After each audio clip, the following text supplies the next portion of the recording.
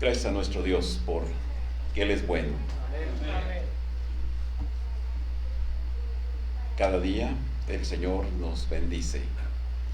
Cada día que despertamos, que abrimos nuestros ojos, pues es un regalo de Dios. Ese día es un regalo de Dios, ¿verdad? Así que le damos muchas gracias a Dios porque el Señor es generoso, nos da las cosas en abundancia, ¿verdad? Así es, hermanos, y no nos queda más que estar agradecidos con Él.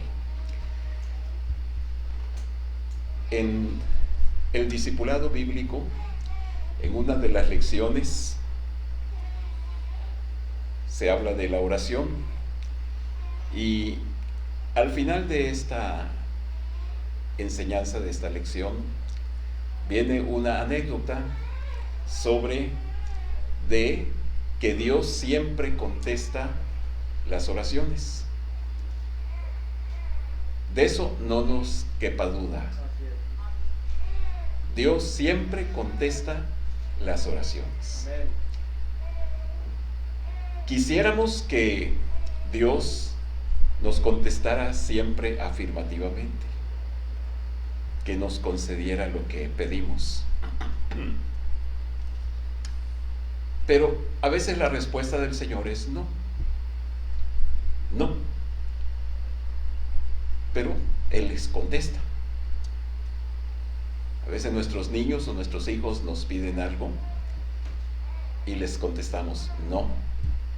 ¿Les contestamos? Sí, pero no es lo que ellos pedían, ¿verdad? No es pedían, ¿verdad? No es lo que ellos pedían. Así que Dios a veces nos dice no. ¿Recuerdan al apóstol Pablo? Señor, quítame esto.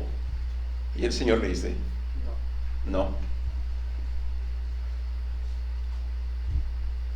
¿Cuál es nuestra actitud o nuestra reacción cuando el Señor nos contesta de esa manera? No. ¿Nos quedamos como contentos? ¿Por qué, Señor? Empezamos a veces, ¿por qué, Señor? ¿Por qué no me das? ¿Por qué no me contestas? No, sí te contesté, dice el Señor. Lo que te contesté es que no te voy a dar lo que pides. Mi pregunta es, siempre que sus hijos, que sus niños les piden algo, ¿se lo dan?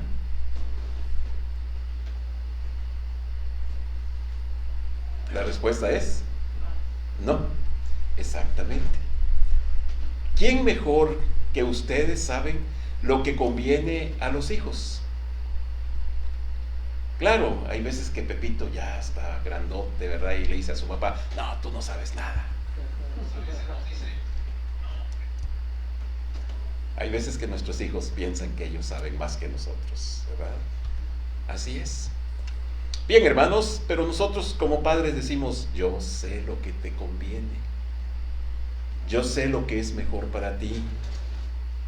Y a veces le decimos no a lo que nos pide. Pero Dios siempre contesta. A veces, qué bonito es cuando Dios nos contesta, nos concede nuestras peticiones. ¿Saben cuándo es cuando tenemos la seguridad de que tendremos la respuesta de Dios? Como dice ese texto, ese salmo, ¿verdad? Un pasaje de los salmos que dice que el Señor nos conceda las peticiones de nuestro corazón. Pero antes de esa parte hay otra parte. ¿Recuerdan cómo dice? Deleítate a sí mismo en Jehová. Deleítate a sí mismo en Jehová y Él te concederá las peticiones de tu corazón. Es segurísimo que el Señor nos va a conceder cuando nos deleitamos en la ley de Jehová, porque vamos a pedir, cuando sucede eso, vamos a pedir conforme a su voluntad, conforme a su palabra, porque ¿en dónde está revelada la voluntad de Dios? En su palabra. Exactamente. Entonces, hermanos, cuando pedimos conforme a la voluntad, conforme a la palabra de Dios, tengamos la seguridad de que tendremos las peticiones de nuestro corazón. Esto lo dice el el apóstol Juan, ahí en el capítulo 5 de su primera carta, ¿verdad? Cuando nos dice que primeramente sabemos que Él nos oye, y en segundo lugar, y sabemos que tendremos las peticiones que le hemos hecho. Así es, hermanos. Entonces, en esta lección del discipulado viene esta anécdota, donde una hermana estuvo orando, pidiendo a Dios por la salvación de sus familiares, por varias personas, 5 o 6 personas. Estuvo orando la hermana por mucho tiempo, por muchos años, y un día falleció la hermana. Y ninguna de las personas por las cuales estuvo orando se convirtió. No vio contestadas sus peticiones. Y nos preguntamos, ¿entonces Dios no le contestó? ¿Sí se acuerdan los que han tomado el discipulado? Ya se les olvidó. Vamos a tener que dar un repaso. Muy bien. Y dice el comentario de la lección, ¿verdad?, que en los funerales de la hermana, cuando se tuvieron los cultos en su funeral, 3 de esas personas por las que ella estuvo orando aceptaron a Cristo. Y un poco después, las otras 2 personas también se convirtieron a Dios. Yo creo que ella no vio aquí en la tierra la respuesta a sus oraciones, pero allá en el cielo Dios le dijo, ya están contestadas tus peticiones. Hermanos, hay veces que pensamos que aquí en la tierra es todo lo que se puede hacer, pero no. Aún después de esta vida, después de la muerte, hay muchas bendiciones, hay muchas cosas que van a trascender más, ¿verdad?, de esta vida. ¿Sí? Y precisamente es el tema del cual vamos a hablar en esta ocasión, al que llamamos o titulamos La muerte no es el final. La muerte no es el final, y me voy a basar, va a ser una enseñanza devocional. Ya la parte doctrinal la estudiamos la vez pasada. Allí en Apocalipsis,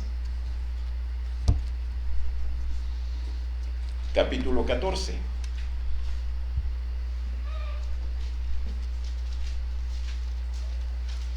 Versículo 13.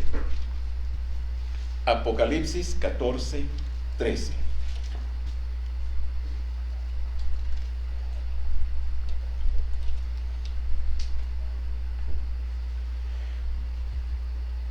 Oí una voz que desde el cielo me decía, escribe, bienaventurados de aquí en adelante los muertos que mueren en el Señor. Sí, dice el Espíritu, descansarán de sus trabajos, porque sus obras con ellos siguen. Descansarán de sus trabajos, porque sus obras con ellos siguen. Así es, hermanos. Todos tenemos un ministerio aquí en la tierra. Ministrar es servir. Ministrar es servir. Ministrar se trata de 2 cosas: la palabra y las personas. Si alguien está ministrando, tiene que relacionarse con estas 2 cosas: la palabra y la gente. Así que, hermanos, cuando estamos ministrando, estamos sirviendo a Dios usando la palabra para con las personas. Por ejemplo, hay el ministerio del evangelismo, donde vamos a llevar el evangelio, el mensaje de salvación a las personas que no conocen a Dios. Que usamos la Biblia y las personas. Así que alguien quiere servir al Señor, tiene que usar esas 2 cosas: la Biblia y la gente. Eso es ministrar. Y hay muchos ministerios y todos hermanos podemos servir, podemos ministrar. Todos, no hay alguien que diga yo no puedo hacerlo. Así que de esa manera, usando el término en forma muy amplia, todos somos ministros. Y podemos ministrar, podemos servir a Dios de esta manera. Algunos hermanos han tenido un ministerio largo. Escuchamos de siervos del Señor que han servido a Dios durante toda su vida y se van con Dios ya en la ancianidad. Hay algunos que tienen un ministerio breve o corto. Hay veces que decimos, ¿por qué el Señor se llevó a esta persona si todavía podía hacer muchas más cosas para Dios? Podía servir más a Dios. ¿Por qué el Señor se lo llevó? A veces nos preguntamos, ¿por qué el Señor se lleva a los buenos y a los que nos portamos mal nos deja? En la Biblia encontramos que algunos ministerios de personas, ¿verdad?, han sido cortos. Por ejemplo, Juan el Bautista muere más o menos a los 31, 32 años. Joven. Sí. Jacobo, el hermano de Juan, también Herodes lo manda decapitar, igual, joven todavía. Y así vemos en la Biblia algunas personas que mueren jóvenes. Esteban, por ejemplo, uno de los diáconos de la iglesia de Jerusalén, también es apedreado. Pero estos hermanos que, aunque tuvieron ministerios cortos o breves, dejaron un gran impacto en la vida de las personas, como por ejemplo Esteban en la vida del apóstol Pablo. Yo creo para Pablo, y eso él mismo lo menciona cuando da testimonio allí en el capítulo 22, capítulo 26 del libro de los Hechos, y dice, yo di mi voto, yo di mi aprobación cuando la gente estaba aventándole piedras y matando a Esteban.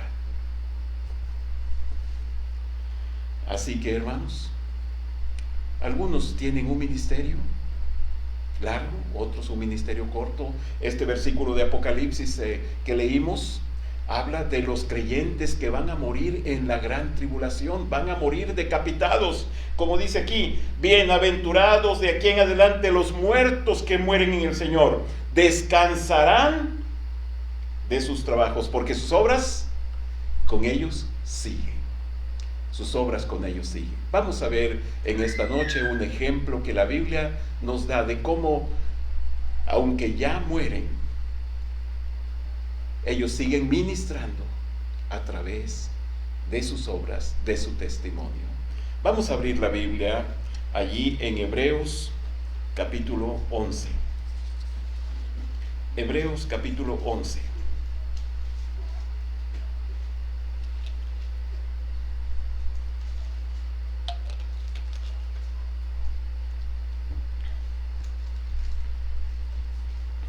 Vamos a leer algunos versículos. Dice el capítulo 11: es pues la fe, la certeza de lo que se espera, la convicción de lo que no se ve, porque por ella alcanzaron buen testimonio los antiguos. Por la fe entendemos haber sido constituidos el universo por la palabra de Dios, de modo que lo que se ve fue hecho de lo que no se veía. Por la fe Abel ofreció a Dios más excelente sacrificio que Caín, por lo cual alcanzó testimonio de que era justo, dando Dios testimonio de sus ofrendas. Y muerto, aún habla por ellas. En Apocalipsis el apóstol Juan dice, bienaventurados los muertos que mueren en el Señor, sí, descansarán de sus trabajos, pero sus obras con ellos siguen. Aquí tenemos también el caso de Abel. Dice, dando Dios testimonio de sus ofrendas, y muerto aún habla. aún sigue testificando a Abel por medio de sus ofrendas, de la ofrenda que hizo para Dios. Bien, hermanos, vamos a hablar un poquito acerca de la fe. Como leímos aquí, ¿verdad? La fe. La fe, hermanos, permite experimentar lo inexplicable. Leímos que por medio de la fe se ve lo que no se veía, ¿verdad? Sí.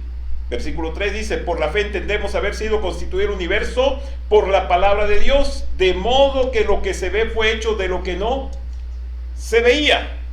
Así que la fe nos permite explicar lo inexplicable, o experimentar lo inexplicable, como, ¿verdad?, se nos suene mejor. Nos preguntamos, ¿cómo es posible que este hombre, que era un hombre borracho, que gastaba todo su dinero en el alcohol, que se pasaba en la cantina el tiempo, que llegaba a su casa borracho, maltratando a su familia, no trayendo nada de dinero, esperando a sus hijos y su esposa que llegara para comprar las cosas que hacían falta? ¿Cómo es posible que este hombre, que, ¿verdad?, vivía de lo peor, ahora es un hombre que se preocupa por su familia, que es sobrio, que llega a casa y trae lo que hace falta en el hogar? ¿Cómo nos explicamos eso?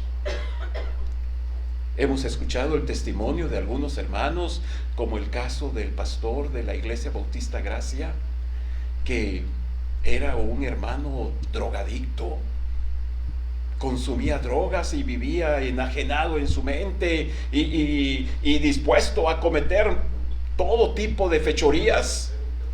¿Y cómo es posible que ahora este hermano está predicando la palabra de Dios? No, ¿cómo nos explicamos eso? Y todos estos cambios han sido por la fe. Han sido por la fe. Así es, hermanos. ¿Cómo es posible que Dios pueda cambiar a las personas? ¿Puede Dios hacerlo? Sí. Hay un canto, ¿verdad?, que nos dice precisamente eso, de que dice, no me acuerdo al principio, pero dice una de las partes: la prueba yo te doy, Él me ha cambiado a mí. Así que Dios puede cambiar a las personas. Sí. La pregunta es, hermanos, ¿Dios puede seguir cambiándonos? No, ¿verdad? Algunos dicen, no puede cambiarme Dios.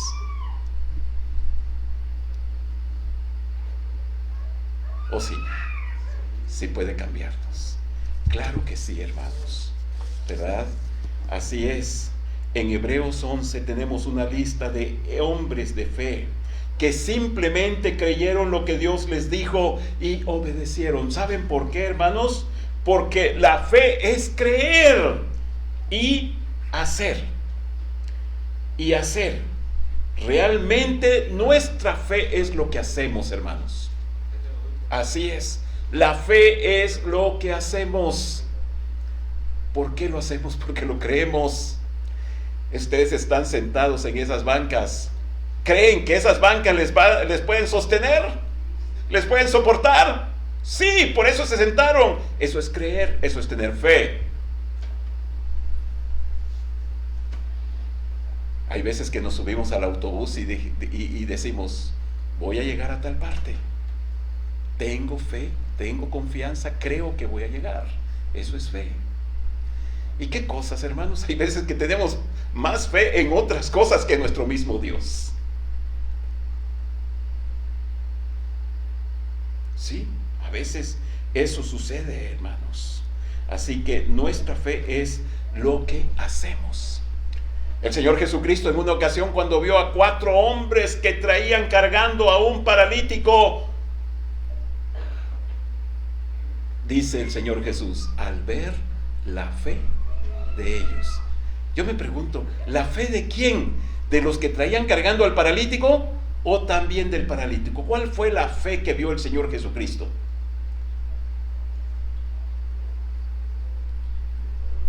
Porque hay veces que la gente dice, es que no tienes fe para creer, o no tienes fe para ser sano. Algunos dicen, para ser sanos, que Dios te sane, necesitas tener fe. Bueno, este paralítico tenía fe. ¿O a qué se refiere el Señor Jesucristo cuando dice, al ver la fe de ellos? ¿De quiénes? De los que traían cargando al paralítico. Al ver la fe. Estos hombres que traían cargando al paralítico, ellos creían que Cristo Jesús podía hacer algo por este hombre. Por eso actuaron. O sea, el actuar, esa es la fe. Esa es la fe, hermanos. Sí, yo te pregunto, ¿crees lo que Dios dice de cómo puedes vivir en tu matrimonio? ¿Crees lo que Dios dice de cómo puedes vivir en tu matrimonio? Si tú lo haces conforme a la Biblia, tú tienes fe. Tú tienes fe. Si tú crees lo que Dios dice de cómo vivir en tu trabajo, en la escuela, tú tienes fe. Si tú amas a tus hermanos, tú tienes fe. Si tú perdonas, tú tienes fe. Si tú le das a Dios de tu tiempo, de tus talentos, de tus bienes, tú tienes fe, porque estás actuando conforme a lo que Dios dice, y tú le crees a Dios, y creerle a Dios y hacerlo es tener fe. La fe se ve cuando tú actúas. Cuando tú actúas es como se ve la fe. ¿Sí? Cuando haces las cosas como Dios quiere, tienes una vida de fe. Vivir una vida de fe es vivir conforme a la palabra de Dios. Y cuando lo hacemos así, experimentamos lo inexplicable. Como resultado, nuestro corazón cambiará. ¿Sí? Si tú crees, hermano, que el pecado es aborrecible a Dios, eliminas el pecado de tu vida, estás actuando con fe, estás viviendo con fe. Si crees que un día estaremos en el tribunal de Cristo y daremos cuenta de todo lo que hicimos en esta vida, sea bueno o sea malo, esto te llevará a vivir una vida más consagrada para servir al Señor. Si crees que Dios puede suplir tus necesidades, si crees que Dios puede suplir tus necesidades, vas a vivir una vida con contentamiento y con confianza. Vivirás con fe. Entonces, hermanos, la fe es creerle a Dios y hacer lo que Dios dice. Hay veces que el creyente, como he dicho en algunas ocasiones, porque Hebreos lo dice hablando del pueblo de Israel, y a veces nosotros así actuamos, somos creyentes sin creerlos.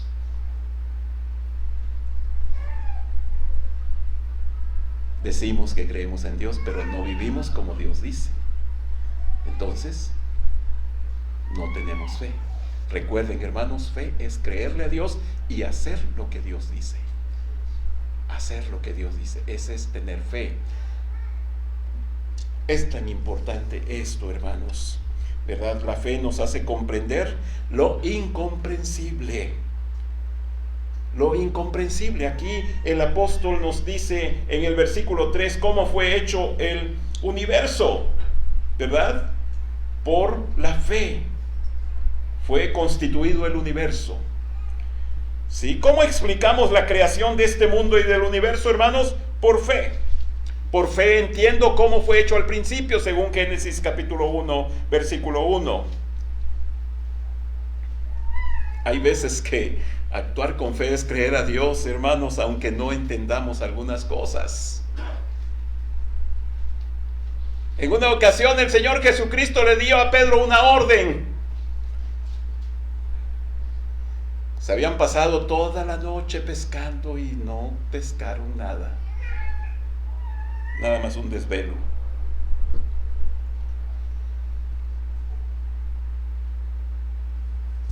Y el Señor le da una orden a Pedro. Le da una orden. Y Pedro tiene conocimiento de pesca, Pedro. Tiene experiencia en la pesca, Pedro. Sabe lo que es la lógica en la pesca. Y la orden de Cristo es contra todo eso que Pedro tiene, conocimientos, experiencia, su lógica. Sí. Es todo lo contrario. Pero creyó en la palabra de Cristo y obedeció. Pedro, echa la red a la derecha. Pero es que yo tengo los conocimientos, tengo la experiencia, la lógica. Y ustedes saben la respuesta, el resultado. Fe, hermanos, ¿verdad? Fe nos hace que lo inexplicable, ¿verdad?, es difícil. Mi hermano, yo te pregunto, ¿tienes problemas en tu vida? ¿Dices que tienes fe en Dios? ¿Sabes lo que Dios dice? ¿Sabes lo que Dios dice? Porque recuerda que la fe en Dios es saber lo que Dios dice, creerlo y obedecerlo. La fe en Dios es saber lo que Dios dice. Por eso es tan importante leer la Biblia. Hay veces que la gente no sabe qué hacer. A veces cuando me estoy en sesiones de consejería con la gente, con las personas, lo único que hago es decirles lo que la Biblia dice. Sí. A veces que está la gente sufriendo con sus problemas y batallando y con ansiedad, y le digo, bueno, Dios aquí nos dice que tenemos que hacer esto. Ahí está la solución. Entonces la fe, hermanos, es saber lo que Dios dice, creerlo y obedecerlo.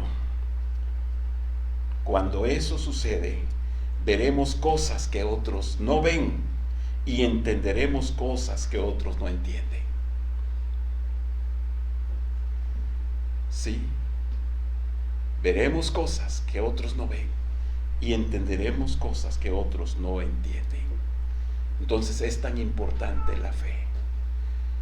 Todo esto, hermanos, lo he dicho porque la Biblia nos da un ejemplo de fe en Abel.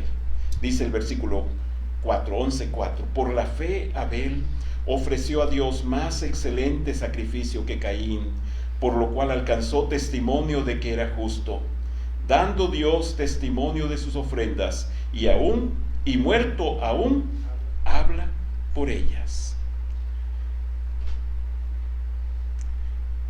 Dios, hermanos, Dios nos enseña que la única manera de que una persona se puede salvar es teniendo fe en el Señor Jesucristo. Y un ejemplo de esto lo tenemos en Abel. En Abel. Vamos a abrir la Biblia un momento, allí en Génesis capítulo 4, versículos del 1 al 8. Génesis capítulo 4, versos del 1 al 8. Conoció Adán a su mujer Eva, la cual concibió y dio a luz a Caín, y dijo, por voluntad de Jehová he adquirido varón. Después dio a luz a su hermano Abel, y Abel fue pastor de ovejas, y Caín fue labrador de la tierra. Y aconteció andando el tiempo que Caín trajo del fruto de la tierra una ofrenda a Jehová. Y Abel trajo también de los primogénitos de sus ovejas, de lo más gordo de ellas. Y miró Jehová con agrado a Abel y a su ofrenda, pero no miró con agrado a Caín y a la ofrenda suya. Y se ensañó Caín en gran manera, y declinó su semblante.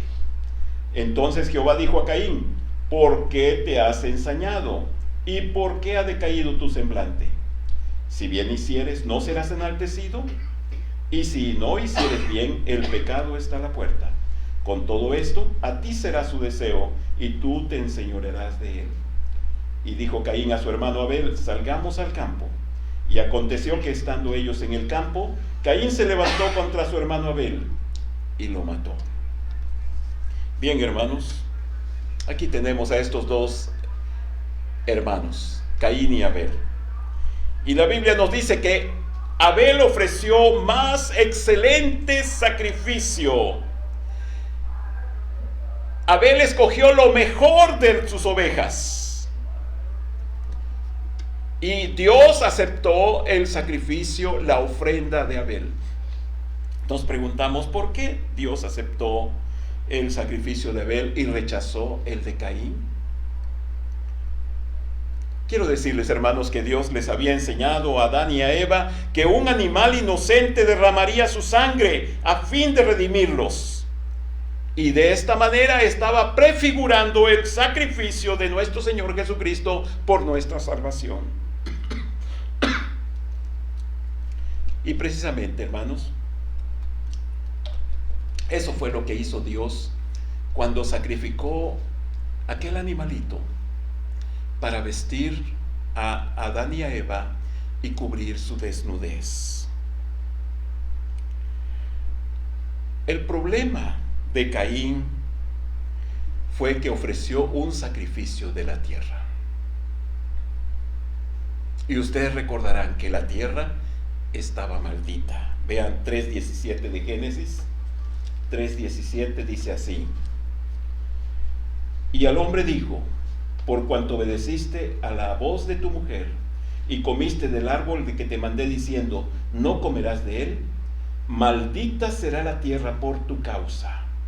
Con dolor comerás de ella todos los días de tu vida. Caín ofreció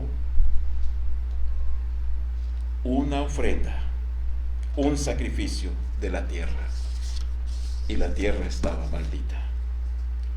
Dios estableció sacrificios, hermanos, para que el hombre recordara que un día Cristo vendría en sacrificio por nuestros pecados. Dijo Juan el Bautista: he aquí el Cordero de Dios que quita el pecado del mundo. Caín no obedeció, hermanos. No hizo las cosas como Dios quería. Él las hizo a su manera. Abel ofreció su ofrenda siguiendo las instrucciones de Dios. Lo hizo por fe. Por eso Hebreos dice: por fe Abel ofreció una ofrenda excelente. Por fe, conforme a las instrucciones de Dios. Caín no lo hizo. Él lo hizo a su manera. Los dos habían recibido las mismas instrucciones de sus padres. Deberían obedecerlo conforme Dios se los había dicho. Y es igual para nosotros, hermanos. Sin seguir las instrucciones de Dios, no lo hacemos con fe. ¿Sí? Cuando hacemos las cosas sin seguir las instrucciones de Dios, hermanos, no es fe, es superstición. Superstición. Fue excelente el sacrificio de Abel, hermanos, porque apuntaba al Señor Jesucristo. Recordamos lo que significa la Pascua, lo que dice Isaías 53 cuando habla del siervo sufriente, como también lo hemos visto en Apocalipsis. El Cordero de Dios. Hermanos, hoy en día el hombre religioso imita a Caín al ofrecer sus sacrificios a su manera. Caín lo ofreció a su manera, como él creía, no como Dios se los había instruido, se los había indicado. A veces la gente confía más en su sinceridad en vez de confiar en Dios. Dios nos ha dejado su palabra, hermanos. Pero a veces en las religiones, a veces se enfatiza que con que seamos sinceros, con eso es suficiente. Entre el hinduismo, entre el islamismo y entre otras religiones, a veces la gente lo hace con sinceridad. A veces entre los cristianos, hermanos, a veces la gente dice: pues yo creo en Dios a mi manera. Hermanos, cuando hacemos las cosas de esta manera, estamos siguiendo el camino de Caín, como dice Judas 11. Vean Judas 11.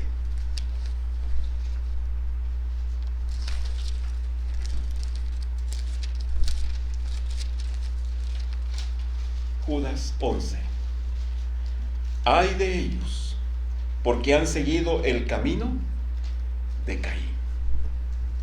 ¿Qué es el camino de Caín, hermanos? Es hacer las cosas a nuestra manera. ¿Sí? Es la religión a la manera del hombre, no a la manera de Dios. La gente a este libro lo hace a un lado y prefiere hacer las cosas a su manera. Hermanos, Dios dio testimonio de Abel, ¿verdad? De que era justo, de que su ofrenda agradó a Dios. Y como leímos, ¿verdad? Allí en Hebreos 11:4, dice, y muerto aún, habla por ellas. O sea que todavía Abel sigue hablando del sacrificio de Cristo por medio de su ofrenda. Sigue hablando, hermanos. Hubo algunas personas en la Biblia que predicaron toda su vida. Imagínense a Noé, 150 años predicando. Perdón, me equivoqué. No tanto, ¿verdad? Muchos años. Jeremías predicando. ¿Saben cuántas personas se convirtieron con el ministerio de Noé? De esos tantos años que estuvo predicando, ni uno. Jeremías, igual. La gente no le creía a Jeremías. Podríamos pensar que fracasaron. Sí. Pero hermanos, ahora nos preguntamos, ¿cuántas almas se han salvado cuando escuchan mensajes basados en la vida de Noé y de Jeremías? Muchísimas. O sea, que sus obras con ellos siguen. Sus obras con ellos siguen. Dios nos ha dado un ministerio, hermanos, que durará más allá de nuestra vida terrenal. Durará mucho más allá de nuestra vida terrenal. Hay hermanos que han predicado y se han guardado sus mensajes, ¿verdad? En el Facebook, en los CDs, en cassette. El hermano Enoch en un tiempo, ¿verdad? Y el hermano Enoch Gutiérrez tiene muchos mensajes grabados, y esos mensajes del hermano llegan a muchísimos lugares, y es posible que mucha gente, hermanos, estén siendo salvos por escuchar estos mensajes. Y un día el hermano Enoch, Dios le llamará a su presencia y él seguirá predicando. Descansarán de sus trabajos porque sus obras con ellos siguen. La ofrenda de Abel sigue hablando. Los mensajes sobre la vida de Noé, sobre Jeremías, siguen predicándose, hermanos, ¿verdad? Sus obras con ellos siguen. Hay obras que hablan por ellos, hermanos.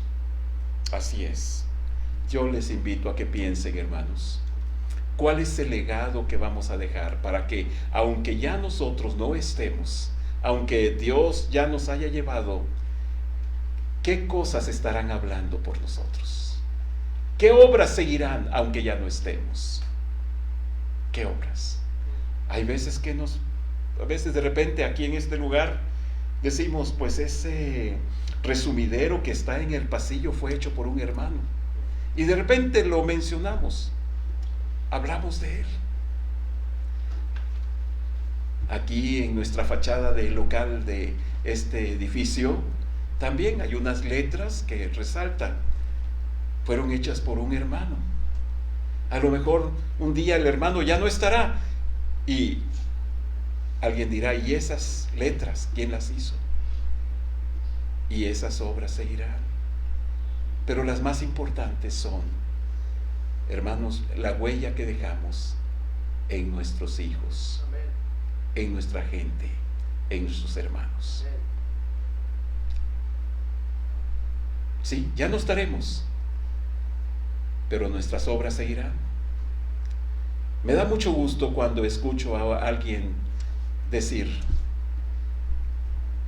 Me acuerdo de las clases que recibí en la iglesia cuando era niño, o esta hermana me condujo a los pies de Cristo.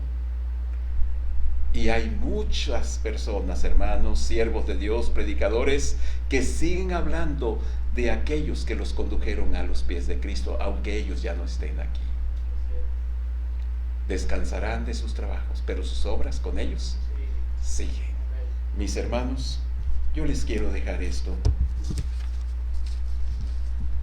Dejas obras para que sigan aun cuando ya no estés. Yo te invito para que pienses en ello, hermano. Bien, me despido con estos versos que me gustan mucho. Y el Dios de paz, que resucitó de los muertos a nuestro Señor Jesucristo,